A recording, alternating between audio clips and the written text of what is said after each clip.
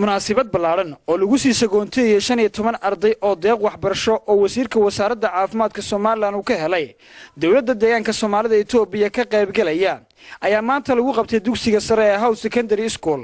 Munaasabadaas oo ay ka soo qayb galeen maamulka macallimiinta iyo waalidiinta dhalay ardaydaasi ayaa cod dheer ku taageeray wasiirka wasaaradda caafimaadka Soomaaliland oo isaga deeqdaas ay siisay dawladda deegaanka Soomaalida Itoobiya iyo waliba wasaaradda waxbarashada ee Soomaaliland oo iyaduna qayb ka noqonaysa ardaydan deeqda waxbarasho ka heshay dhinaca dawladda deegaanka Soomaalida Itoobiya ee loo soo mariyay wasiirka wasaaradda caafimaadka ee Soomaaliland isla markaasna ardaydan lagu xareenayo ciddii ka qayb gashay sanad dugsiyeedkan fanfoor ee sanadan aynu ku guda jirno galay imtixaanka Soomaaliland. alxamdulillahi rabbil aalamiin wal aaqibatu lil muttaqiin wala udwana illa ala dhalimin sallallahu ala sayidina muhammad wa ala alihi wa ashabihi wa atba'i ila yawmiddin. waxaynu ku sugannahay dugsiga sare ee House Secondary School Buuhoodle munaasabadan mahadcelinta ah oo ay jeedinayaan waalidiinta dhashay ardaydii sanadkan ka baxday sanadkii hore caamil daraasigii ah 2012-2013 oo scholarship ka heshay dalka Itoobiya gaar ahaan magaalada Jigjiga oo ay halkan ku sugan yihiin waalidiintoodii oo mahad celinaya.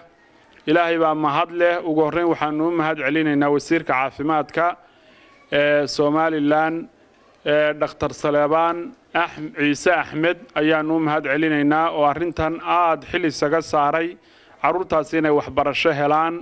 aad iyo aad baan ugu mahad celinaynaa. waxa labaad oo aanu mahad celinaynaa wasaaradda waxbarashada oo iyaduna gacan weyn arrintan ku leh.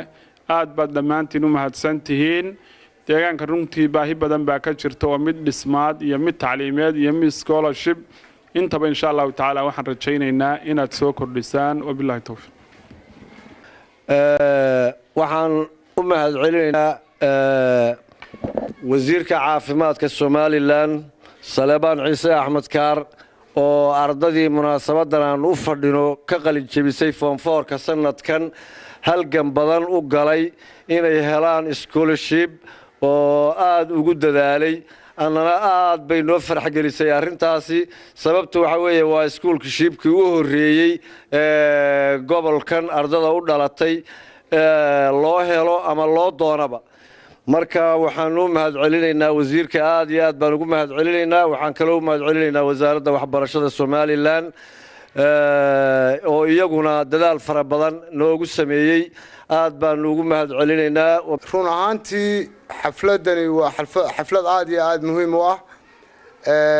waa xaflad waalidiinta iyo maamulka iskuulada gaar ahaan iskuulada sare ee Buuhoodle ay ugu mahadnaqayaan wasiirka wasaaradda caafimaadka ee Soomaaliland Dr. Xagle Toosiye iyo wasaaradda waxbarashada laftigeeda.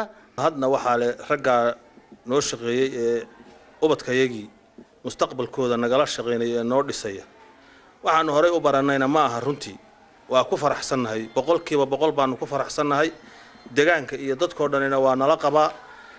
waxaanu mahad u naqaynaa wasiirka caafimaadka Salebaan Ciise iyo wasaaradda waxbarashada oo gacan ka siinaysa kulliba oo iyaduna aan meesha ka madhnayn oo imtixaamadoodii iyo hawlahoodii hawl badan u galay.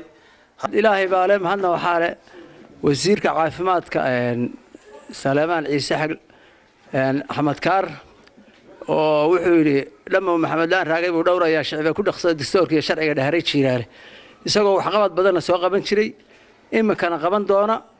waxaanu ka rajaynaynaa ilaahay inuu caafimaad siiyo cimrigiisana dheereeyo. waxa kale oo mahad aanu naqaynaa wasaaradda waxbarashada iyo tacliinta oo in badan ku dadaashay inay wax qabato.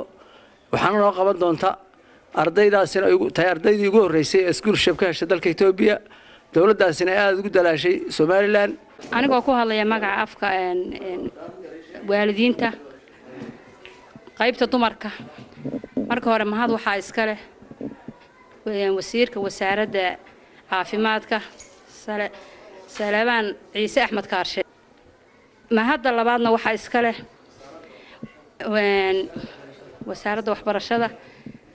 saddexaad waxa iska leh macallimiintii ama maamulkii dugsiga caruurtan ka qalin jabisay ee soo barbaarisay ee heerkaa soo gaadhsiisay waan u mahadnaqaynaa adigana Saleebaan waa lagu sheegay baahida taalla gobolka dee waxaanu ku leenahay intaa ka sii badi halkan waxaan ka salaamayaa wasiirka caafimaadka Saleebaan Ciise Xagle Toosiye isaga oo aan u hambalyeynayno oo na siiyay arday gaadhaysa 10 arday oo iskool sheeb noo aadaysa aad buu mahadsan yahay waxaanu mahad kale u celinaynaa gudoomiyaha waxbarashada John oo ardaydan soo gaadhsiiyay heerka dee waxbarasho ee aqoonta imika iskool sheebka loogu dirayo oo dadaal dheer u galay oo si ballaaran ardaydan uga shaqeeyay waxbarashadooda iyo nidaamkooda aad baad u mahadsantihiin